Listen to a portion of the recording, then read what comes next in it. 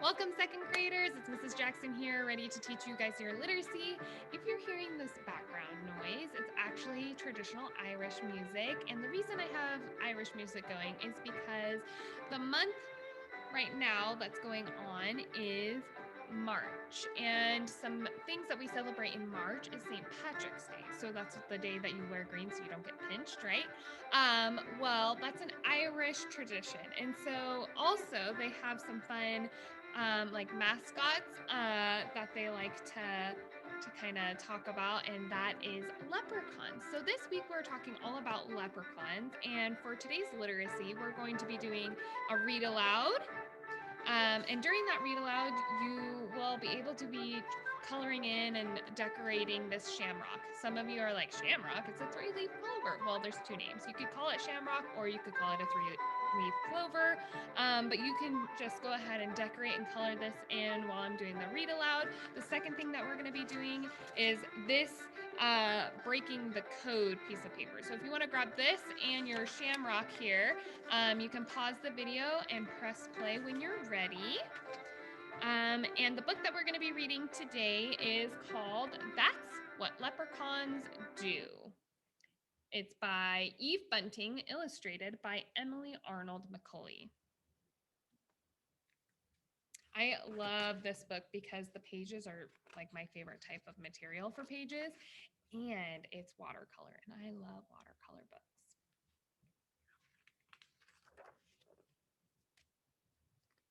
The three leprechauns sat under the chestnut tree. Ari looked up at the cloud-filled sky. It's coming, he said, and there's work to be done.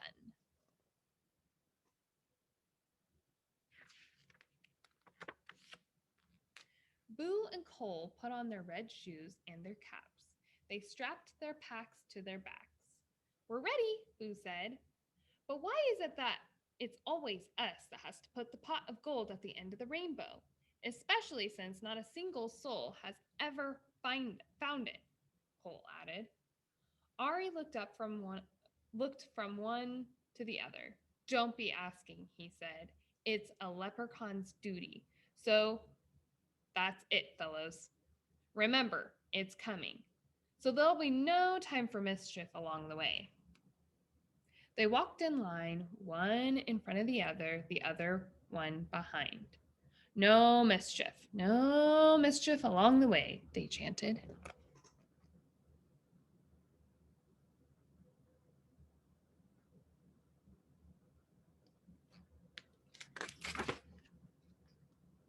But when they got to Ballybunion's farm, they saw Ballybunion's cow, Pansy, standing in the field.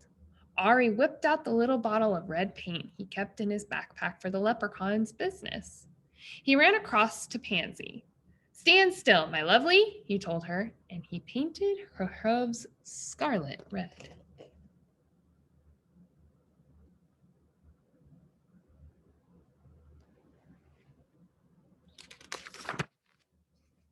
Pansy looked down. Pretty, she said. Imagine Mrs. Ballybunion's face when she comes to milk you. He and Boo and Cole rolled over in the grass, laughing. She'll think I've been to a dance. Pansy did a couple of small hop and steps to demonstrate. The leprechauns clapped and whistled.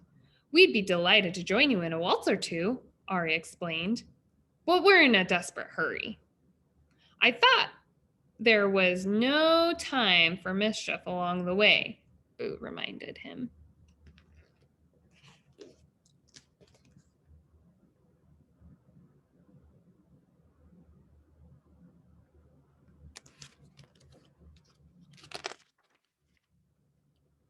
Oh, sure, but I couldn't help myself. Mischief's what leprechauns do, Ari said, along with our more important duties. He glanced up at the taters of clouds in the sky. And we better not delay, for we've delayed enough already. But as they were passing old Jamie Bradley's house, they saw Jamie's gray woolen long johns spread out to dry on his hawthorn hedge. There's his gray long johns.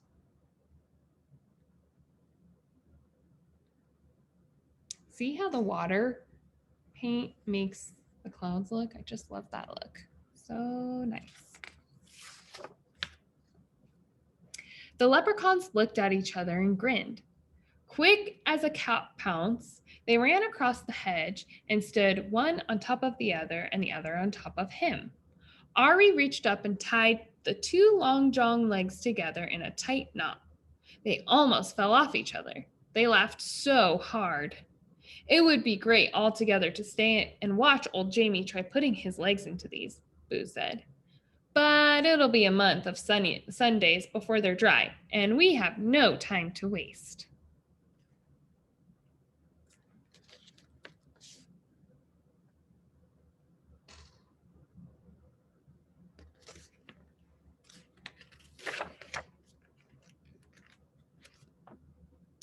They took a few minutes to somersault across Liam McGabe's garden. There was a yellow tennis ball in the middle of the road, and they rolled it along with them as they went. Miss Maud Murphy's hen, Bertie, clucked at them from behind her gate. Bertie, Ari said, would you be doing us a favor? Could we tundle this ball up to your nest and you could sit on it for us?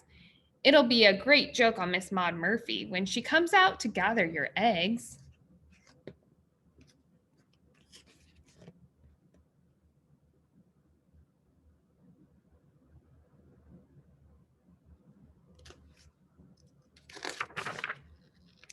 Bertie put her head to one side. It's not going to be easy sitting on that. But the three of you were so good to me, scaring that fox away from my hen house last night. I'll do it. Cole stretched up and patted her wing. Thank you, Bertie. They squeezed themselves through the gate and tumbled the ball with them. Then they heaved it up and into Bertie's nest. She gave a trial sit on it.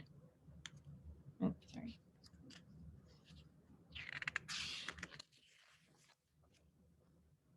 I'll be sore underneath myself for a week, she grumbled. But the thought of Miss Maud Murphy's face when she sees I've laid a yellow ball will be worth it. Won't that be all? Cole gasped. The three of you can't help making mischief, can you? Bertie asked. That's what leprechauns do, Ari told her, along with our more important duties. He stopped. Is that a spittin' of what I feel? 'Tis. Boo stared up at the sky where the sun was flickering through heavy clouds. A thin, cool rain had started to fall. Hurry, hurry, Ari ordered. It's come. We can't be late. They pulled their green slickers from their backpacks and settled their caps low on their ears.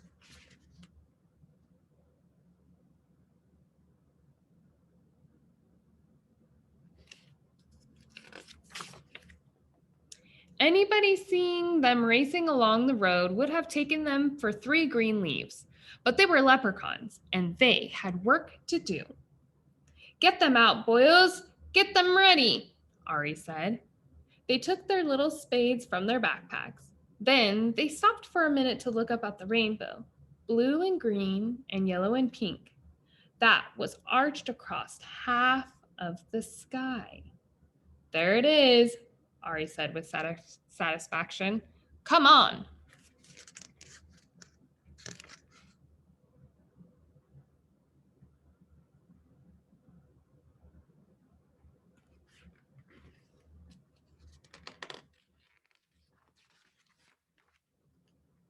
They dashed across Pattywhacker's bog, found the place where they kept the pot of gold buried for just such a rainbow occasion, and dug it up. Ari stood in the middle of the bog. Here, he said. The three of them placed the pot of glittering gold in just the right spot and watched the rainbow curve itself all the way down till it ended on top of the pot.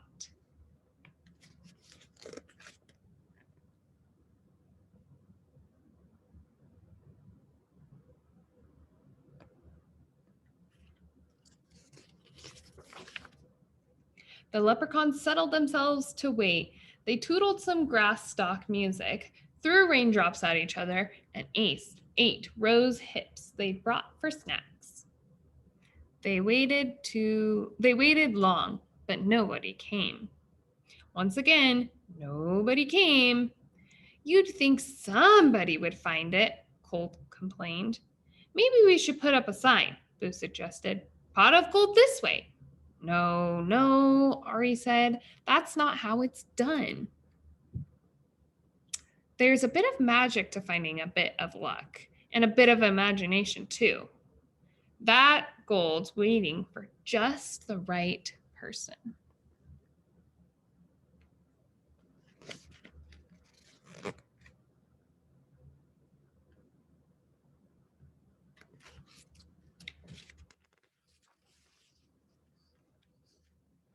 The rain had stopped, the sun went behind the cloud, the rainbow shortened itself again, then disappeared. No use waiting any longer. Cole took off his cap and wrung it out.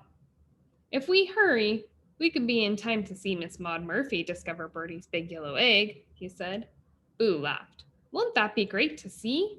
All right, then, said Ari. We'll put a rush on this.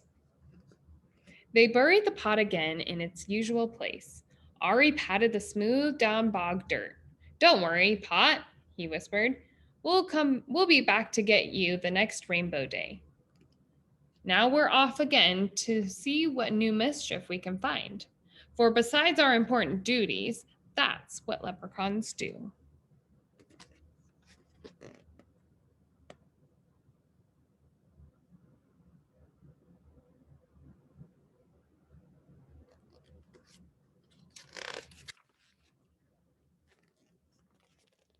The end.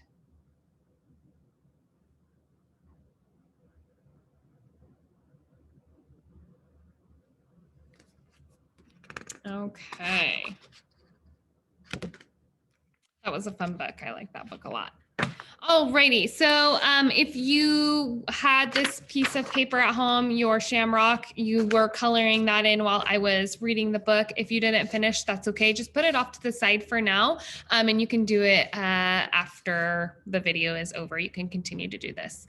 Okay, but the next part that we're going to do is we're going to do the St. Patrick's Day Break the Code, and that looks like this piece of paper.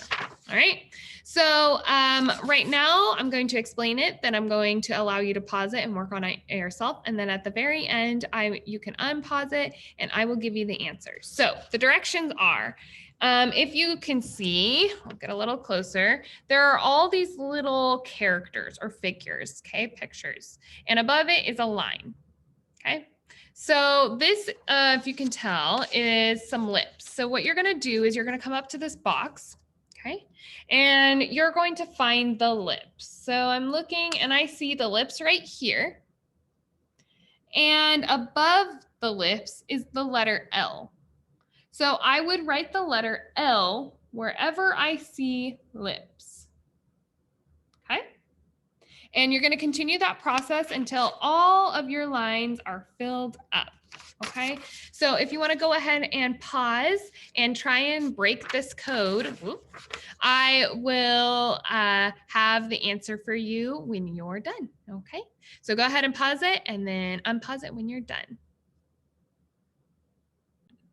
Okay, second graders, if you were done with the St. Patrick's Day Break the Code and you want the final answer, this is going to be where I share it. So if you're not done, keep pausing it and only play it if you're ready for the answer. Okay, so I'm gonna give you a second to make sure that you have it time to pause. Okay, okay, so if you got leprechauns, shamrocks, and treasure 2, I'm ready for St. Patrick's Day. How about you? So, leprechaun, shamrocks, and treasures 2. I'm ready for St. Patrick's Day. How about you? That's the answer. Okay.